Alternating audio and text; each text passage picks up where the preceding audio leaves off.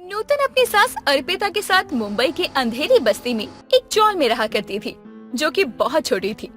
नूतन की ज्यादातर तबीयत खराब रहा करती, जिसकी वजह से नूतन का पति सुनील उन दोनों से दूर मुंबई में मेन सिटी में जाकर काम करने लगा था। उन लोगों के साथ उसकी कम बातचीत थी। ऐसे ही एक दिन अर्पिता अपनी बहू के लिए घर में रखे कुछ चावलों से खिचड़ी बनाती है। तभी नूतन उससे बोलती है, माँ जी, आज फिर आपने मेरे लिए खिचड़ी बना दी।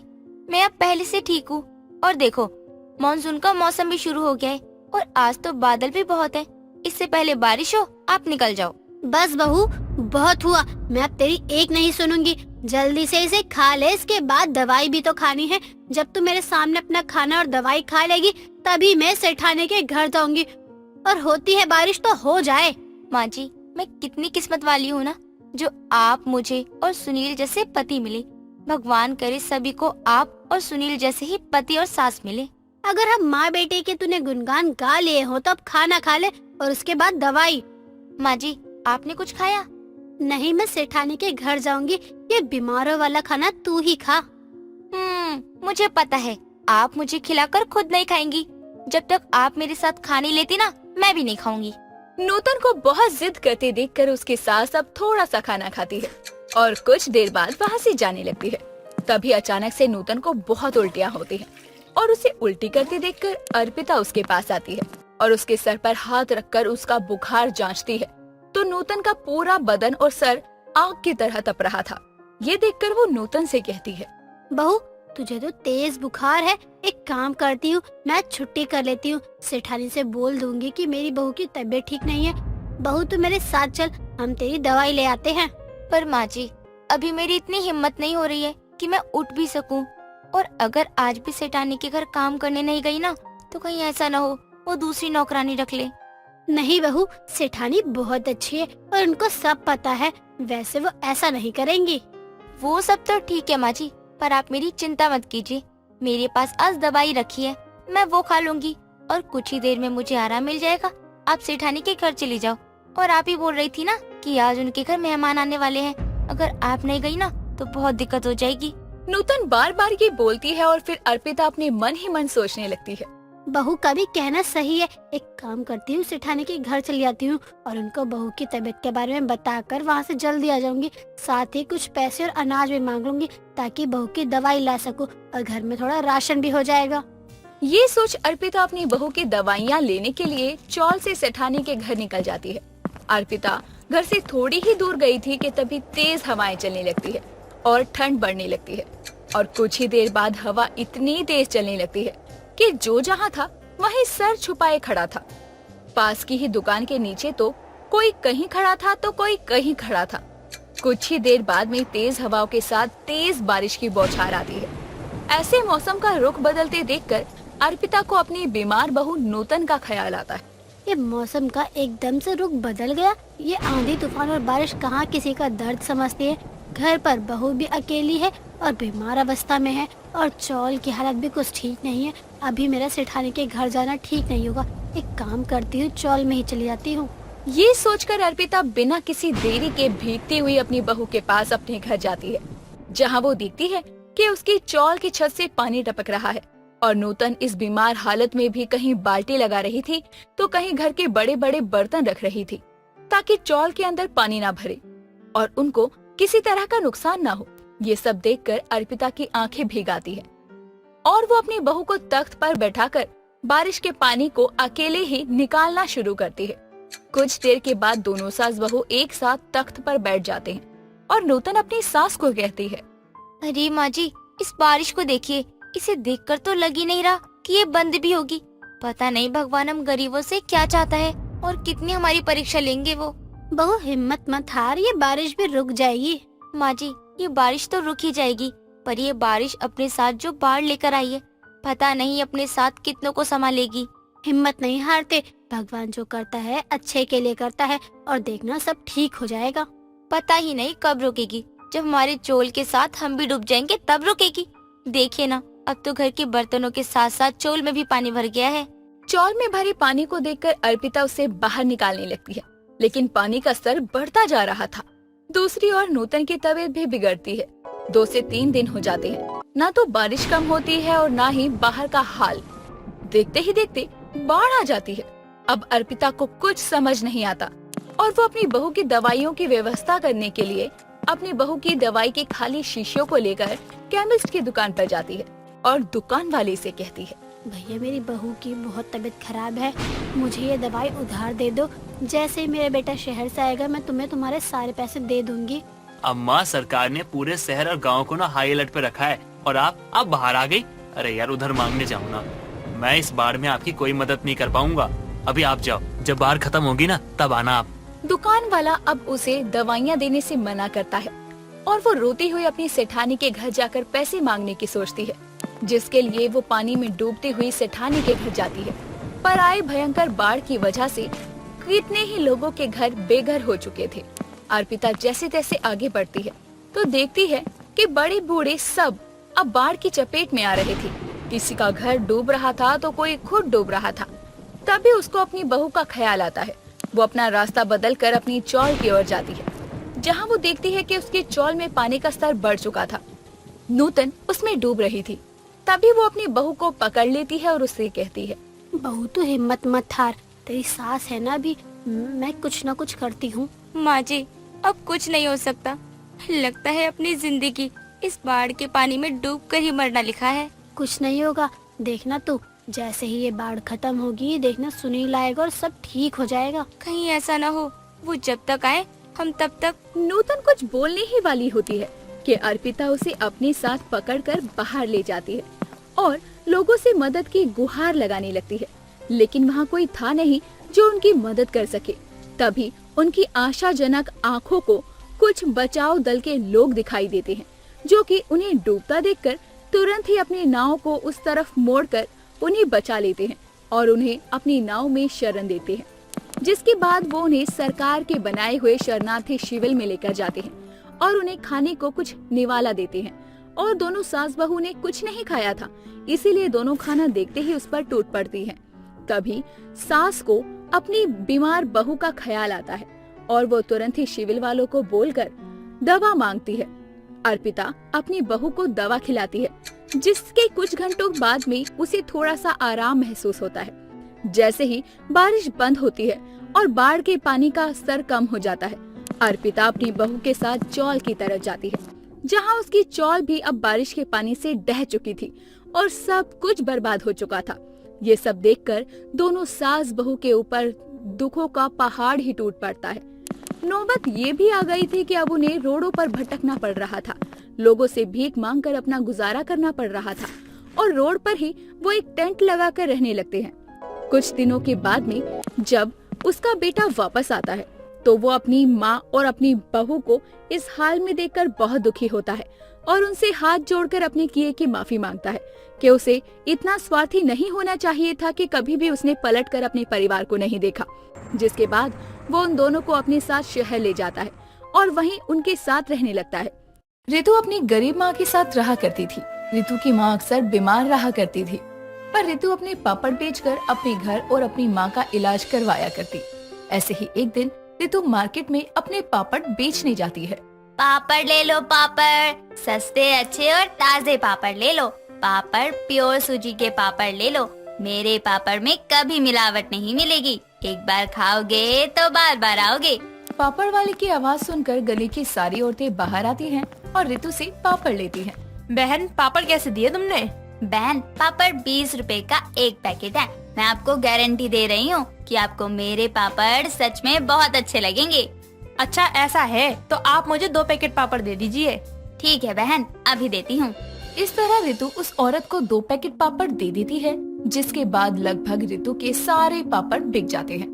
ये देख ऋतु खुश होती है और खुशी से वो खुद से कहती है, अरे वाह, आज तो सारे पापड़ बिक गए और आज अच्छी कमाई भी हो गई। मैं जल्दी ही घर जाकर दोबारा पापड़ बना सकती हूँ, ताकि मैं कल और ज्यादा पापड़ के पैकेट ला सकूं। अगर मैं ऐसा करूँगी तो क्या पता मेरी और अच्छी कमाई हो जाए। ज्यादा पापड़ बनाकर ज्यादा पापड़ बेचने की चाह में ऋतु अब जल्दी घर आती है और सूजी द्वारा अपने पापड़ बना देती है और खाट पर सुखाने लगती है। इतने सारे पापड़ देखकर ऋतु की माँ ऋतु से कहती है, ऋतु, तुम आज इतने सारे पापड़ क्यों बना रही हो? और तो और आज तुम पापड़ बेच के बहुत जल्दी घर आ गई। सब ठीक तो है ना बेटा? हाँ माँ, सब ठीक है। और आपको पता है आज मैं जल्दी क्यों आई हूँ? नहीं बेटा, मैं वही तो तुझसे पूछ रही हूँ कि आखिर तू इतनी जल्दी क्यों आ गई और घर आकर सीधा पापड़ बना रही है। आखिर क्या बात है? माँ आपको पता है आज आधे ही दिन में मेरे सारे पापड़ बिक गए। और जरा सोचो, मैं ज्यादा से ज्यादा पापड़ बेचूंगी तो हमारा कितना मुनाफा होगा। रितु की बात सुनकर रितु की माँ खुश हो जाती है और वो भी अब रितु की मदद करने लगती है। ऐसे ही समय बीतता है। रितु अपने पापड़ों को एक चौराहे पर बेचने लगती है। रितु के पापड़ दिन प्रतिदिन बिकने लगते हैं। ऐसे ही एक दिन रितु अपने चौराहे पर खड़ी होकर पापड़ बेच रही थी। तभी वहाँ पर एक बहुत अमीर आदमी आता है और उससे पापड़ खरीदते हुए कहता है, ए लड़की, ये पापड़ कैसे दिए तूने? साहब 20 रुपए का एक पैकेट देती हूँ मैं। आप मेरे पापड़ खा गए देखिए, इतने अच्छे पापड़ हैं, सच में बहुत ही लाजवाब हैं। आप इसको एक बार खाएंगे ना तो मैं दावे के साथ कह रही हूँ कि आप ये पापड़ बार बार खाएंगे। अच्छा, ऐसा तो 4 पैकेट दे दो जरा मेरे को भी, मैं भी तो देखूं तुम्हारे बेचने वाले पापड़ कितने लाजवाब हैं। उस अमीर आदमी की बात सुनकर रितु उसके लिए 4 पापड़ के पैकेट को पैक कर देती है। आज भी रितु के पापड़ काफी अच्छे बिके थे। वहीं दूसरी तरफ अब वो आदमी जैसे ही उस पापड़ को तल कर खाता है वैसे ही उसे एलर्जी हो जाती है और वो हॉस्पिटलाइज हो जाता है, क्योंकि वो काफी अमीर आदमी था। इसीलिए ये खबर पूरे मीडिया में आग की तरह फैल जाती है। अब जब लोगों को ये बात पता चलती है तो रितु द्वारा बनाए गए पापड़ में मिलावट है, तो लोगों के मन में रितु के लिए गुस्सा पनप जाता है। इस बात से अनजान रितु हर रोज की तरह आज भी अपने चौराहे पर अपने पापड़ लेकर पहुंच जाती है। तभी वहाँ पर कुछ लोग आकर उसको पत्थर मारते हैं और उनमें से एक औरत कहती है, यही वो मनहूस है ना जिसकी वजह से वो बेचारा आदमी आज हॉस्पिटलाइज हो गया। इन गरीब लोगों की औकात ही यही होती है। थोड़ा सा पैसा क्या मिल जाता है, ये लोग चीजों में मिलावट करना शुरू कर देते हैं। मारो इसको, छोड़ना मत। इसकी वजह से वो बेचारा आज हॉस्पिटल में पड़ा हुआ है। लोग उसको पत्थरों से क्यों मार रहे थे? आखिर उसने ऐसा क्या किया था जो लोग उसे पत्थरों से मार रहे थे? बस यही सवाल वो लोगों से करती है। आप लोग मुझे पत्थरों से क्यों मार रहे हैं? आखिर मैंने ऐसा भी क्या कर दिया जो आप लोग मुझे पत्थरों से मार रहे हैं? क्या कर दिया? अरे तुम जैसे भिखमंगे लोग चंद पैसों के लिए किसी की भी जान ले सकते हो। क्या मिलाया था तूने उस पापड़ में जो आज वो आदमी हॉस्पिटल में है? आखिर तूने ऐसा क्यों किया? क्यों मिलावट करी तूने उस पापड़ में? क्या हम लोग तुझसे पापड़ नहीं लेते थे या फिर तुझे इस गांव से निकाल रहे थे? मैंने कोई मिलावट नहीं की है, पर मुझे नहीं पता वो आदमी हॉस्पिटल क्यों गया और क्यों एडमिट हुआ। ऐसा भी तो हो सकता है ना कि उसे कोई एलर्जी हो। एक तो चोरी, ऊपर से सीना चोरी। देख रहे हो भाई और बहनों कैसे जुबान लड़ा रही है मिलावट करके। लोगों का आक्रोश रितु को लेकर बढ़ता जा रहा था। तभी वहाँ पुलिस आती है और सभी के सामने उसको पापड़ बेचने से मना कर देती है। सीधे शब्दों में कहें तो पुलिस उसके पापड़ को बैन कर देती है। बेचारी गरीब पापड़ वाली के पास अब कोई चारा नहीं बचा था और वो उदास होकर अपने घर चली जाती है। रितु को उदास देखकर रितु की माँ उससे कहती है, क्या हुआ रितु, तू इतनी उदास क्यों है? कोई बात है क्या? माँ, सब खत्म हो गया। पर हुआ क्या बेटा, कुछ तो बता। रितु अब अपनी माँ को सारी बात बताती है। ये सारी बातें सुनने के बाद रितु की माँ को बहुत बुरा लगता है, पर अब वो करती भी तो क्या करती। उनके पास कोई और दूसरा चारा नहीं था। पर फिर भी रितु की माँ उसे संभालते हुए कहती है, बेटा तू फिक्र मत कर। अगर भगवान एक रास्ता बंद करता है तो दूसरा रास्ता जरूर खोलता है, और क्या पता उन्होंने हमारे लिए कुछ अच्छा सोचा हो। रितु कुछ नहीं बोलती और चुपचाप अपने कमरे में चली जाती है। ऐसे ही दिन बीतने लगते हैं और एक दिन रितु के घर के आगे एक बड़ी सी कार आकर खड़ी होती है। उसमें से एक बहुत अमीर लड़का निकलता है और रितु की माँ से कहता है, नमस्ते आंटी जी, क्या ये रितु का घर है?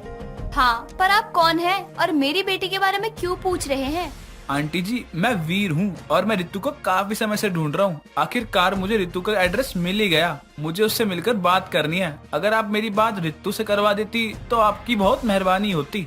वीर रितु की माँ से बातें कर ही रहा था कि तभी वहाँ रितु आवाज लगाते हुए आती है। माँ कौन है? बेटा ये कोई वीर है और तुझसे मिलने की बात कर रहा है। जी कहिए, मैं ही रितु हूँ। रितु जी, मैं एक पापड़ की कंपनी से आया हूँ। और मेरी कंपनी को हाथों के बने पापड़ों की रेसिपी चाहिए। साथ ही मैंने एक बार आपसे पापड़ खरीदा था और जब मैंने उस पापड़ को खाया ना तो वो मुझे बहुत टेस्टी लगा। मैंने ऐसे पापड़ कभी नहीं खाए। अगर आप मेरी कंपनी में अपना सहयोग दे तो। आप यहाँ मेरा मजाक बनाने आए हैं? अगर आप इसलिए यहाँ आए हैं तो आप जा सकते हैं। नहीं रितु जी, मैं आपका मजाक क्यों बनाऊंगा। मुझे सच में आपसे हाथ मिलाना है। मैं चाहता हूँ कि आप मेरी कंपनी में पार्टनरशिप में काम करें। मेरे बनाए हुए पापड़ बैन हो गए हैं, क्या आपको ये नहीं पता? रितु के पापड़ बैन हुए हैं पर काम नहीं। कोर्ट की तरफ से कोई नोटिस नहीं आया था और न ही आपकी कोई कंपनी थी जो बैन होने के बाद अब उसको दोबारा नहीं चला सकती हो। आपके पास एक सुनहरा मौका है रितु जी। मैं आपको सोचने का समय दूंगा। ये मेरा नंबर रख लीजिए। जब आपको लगे कि आपको मेरे साथ काम करना चाहिए तब आप मुझे कॉल कर लेना। इतना बोलकर वीर वहाँ से चला जाता है, पर उसकी बात सुनकर रितु की माँ रितु से कहती है, रितु बेटा, उसके साथ हाथ मिला ले। घर आई लक्ष्मी को चौखट से वापस नहीं करना चाहिए, इसीलिए तू उससे हाथ मिला ले। रितु अपनी माँ की ये बात सुनकर सहमत हो जाती है और वो वीर को कॉल करके कहती है, हेलो वीर, मैं आपके साथ काम करने के लिए तैयार हूँ। ठीक है, तो मैं कल आपको लेने के लिए आता हूँ और अपनी कंपनी भी दिखाता हूँ। अगले दिन अब वीर रितु के घर आता है और उसको अपनी कंपनी दिखाता है। साथ ही अपने सभी कारीगरों को ये कहता है कि वो कंपनी की दूसरी ऑनर है। इस तरह रितु भी उस कंपनी में अपना बेस्ट देने लगती है। समय गुजरता है और समय के साथ साथ रितु और वीर की कंपनी आसमान छूने लगती है। जब से रितु आई थी, वीर की कंपनी दिन दोगुनी और रात चौगुनी तरक्की कर रही थी। साथ ही वीर को रितु से प्यार हो जाता है और आने वाले कुछ ही महीनों में वीर रितु से शादी कर लेता है और इस गरीब पापड़ वाली की किस्मत चमक जाती है। काव्या लखनऊ में रहने वाली एक लड़की थी जो पढ़ने में बहुत ही होशियार थी और हर काम को जुगाड़ से किया करती थी। जैसे कि घर में बिजली की तारों को छुपाने के लिए उसे कलर करके बेल बना देना, साइकिल के पहियों से ट्रॉली बना देना। उसके जुगाड़ की चर्चा हर जगह पर थी। उसकी शादी की उम्र हो जाने की वजह से उसकी माँ काफी ज्यादा परेशान रहा करती थी। ऐसे ही एक दिन उसके घर रोहन नाम के लड़के का रिश्ता आता है जो अपनी माँ दामिनी के साथ उसे देखने के लिए जाता है। उसकी माँ विनीता मेहमानों का स्वागत करने के लिए उन्हें चाय, नाश्ता, पानी उसी साइकिल में देती है जो कि खुद काव्या ने ही बनाई थी। वो दोनों घर में जुगाड़ से भरा सामान देखकर दंग रह जाते हैं और काव्या की माँ से पूछते हैं, अरे बहन जी, ये किसने बनाया? बहुत बढ़िया है। आप मुझे इस मिस्त्री का नंबर दे दीजिए, मैं भी बनवाऊंगी। हाँ आंटी, ये तो बहुत ही अच्छा है। और माँ, जरा घर तो देखो कितना अच्छा लग रहा है। अरे दामाद जी, ये तो हमारी बिटिया का कमाल है। उसी ने किया है ये सब। हमारी बिटिया लाखों में एक है। यकीन नहीं हो रहा बहन जी कि आपकी बेटी इतनी होशियार है। हाँ, जानती हूँ बहन जी। फिर तो रिश्ता एकदम पक्का। अरे ऐसी बहू के लिए कौन मना करेगा? जी बहन जी, हमें तो कोई आपत्ति नहीं है। एक बार बच्चों से पूछ लेते। क्यों बच्चों, तुम्हें कोई एतराज तो नहीं? नहीं, बिल्कुल नहीं। नहीं माँ, मुझे कोई एतराज नहीं है। इस तरह कुछ दिनों बाद परिवार वाले मिलकर उनकी शादी करवा देते हैं। उसकी सास अपनी बहू के जुगाड़ू अंदाज से बहुत ही खुश थी और हर काम में वो उससे जुगाड़ बैठाकर काम करवाने की सोचती रहती थी, पर वो हर काम जुगाड़ से नहीं कर पाती थी। ऐसे ही एक दिन उसके घर के बाथरूम का शावर खराब हो जाता है, जिसके लिए उसका पति प्लम्बर को फोन करके घर बुला लेता है और अपने घर के बाथरूम का शावर दिखाता है। थोड़ी देर शावर देखने के बाद प्लम्बर कहता है, जी देखिए, इसको ठीक करने के लगभग 2500 लग जाएंगे। बहुत ज्यादा खर्चा है इसमें तो। काव्या ये सुनकर सोच में पड़ जाती है और इसका एक जुगाड़ सोचकर बोलती है, अरे भैया, आप रहने दीजिए, मैं खुद कर लूंगी। जाइए आप यहाँ से। अब तुम इसमें क्या कर लोगी? जी आप बस देखते जाओ। काव्या उस शावर के नट बोल्ट की जगह पानी की बोतल में छेद कर शावर के पाइप पर फिट कर देती है और शावर बिल्कुल असली शावर से और भी ज्यादा अच्छा लगने लगता है, जिसे देखकर उसकी सास और पति दोनों को ही बहुत ज्यादा खुशी होती है। अरे वाह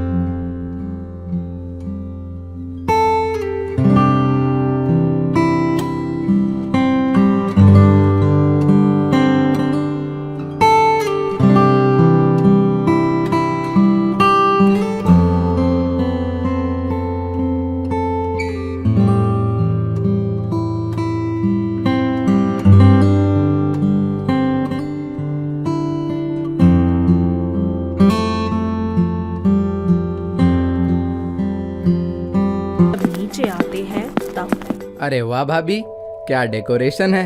इसे कहते हैं सस्ता और टिकाऊ। जी बहुत बहुत शुक्रिया, ये सब तो मेरे बाएं हाथ का खेल था। अरे सच में भाभी, काबिले तारीफ है ये सब। मैं तो कभी सोच भी नहीं सकता था कि इन बोतल से पेड़ भी बन जाएंगे और इतनी अच्छी सजावट हो जाएगी। भाई रोहन, बहुत ही कमाल की भाभी मिली है तुझे। अरे भाई क्या बोल रहा है, दिमाग तो ठीक है ना तेरा? हाँ भाई, I mean हमें। अरे हाँ भाई, बीवी है मेरी और तुम्हारी भाभी। ज्यादा नजर मत डालो इस पर। अरे बस बस, चलिए आइए केक काटते हैं, वरना बातों में ही टाइम निकल जाएगा। केक काटने के कुछ घंटे बाद पार्टी खत्म हो जाती है और लोगों की तारीफ सुनकर काव्या 7वें आसमान पर चढ़ जाती है। वो अब से हर काम में जुगाड़ बिठाना शुरू कर देती है और एक दिन उसके घर का बिजली का बिल बहुत ही ज्यादा आ जाता है, जिसकी वजह से वो बहुत परेशान हो जाती है और इससे उसके घर का बजट भी खराब हो जाता है। तब वो बिजली का बिल कम करने के लिए एक जुगाड़ ढूंढती है, जिसमें वो अपने घर के मीटर में तांबे का तार लगाकर उसे बंद कर देती है। कुछ दिनों तक वो यही करती रहती है और एक रात जब सभी घर में सो रहे होते हैं, तब अचानक से मीटर में घर में शॉर्ट सर्किट हो जाता है और पूरे घर में आग लग जाती है। सभी घर से बाहर आते हैं और घबराहट में एक दूसरे से बात करते हैं। हे भगवान, ये दिन भी रह गया था देखने को।